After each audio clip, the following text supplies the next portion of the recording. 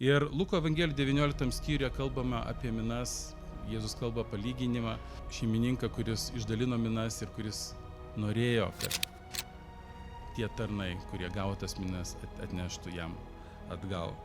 Ir vienam iš jų Luko 19:17 jis sako: gerai, stropusis tarne, kadangi pasirodei ištikimas mažuose dalykuose, tu gauni valdyti 10 miestų. Kas nori valdyti 10 miestų? Turiu išduoti paslaptį, ne čia žemėje. Truputį lengviau. Bet esmė yra tame kokia.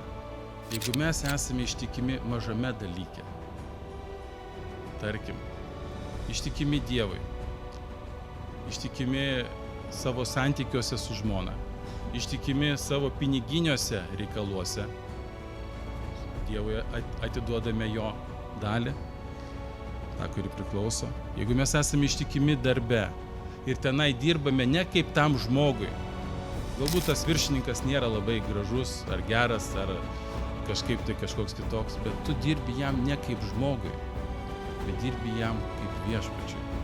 Sunku taip, ne, girdėti tos žodžius. Dirbti viršininku kaip viešpačiui. Įsivaizduokite, dabar vietoj jūsų viršininko sėdi Jėzus. Kaip jam dirbti? Manau, naktį keltumės ir eitum, kad tik tai jam būtų gerai, tam viršininkui. Neburbėtum prieš jį, neniurnėtum, bet dirbtum gerai. Ir įdomus dalykas, kad tenai jis kalba apie vergus. Sako, vergai, sako, jūs taip tarnaukite. Įsivaizduokite, vergas, krikščionis, bet turi tarnauti savo žemiškajam šeimininkui.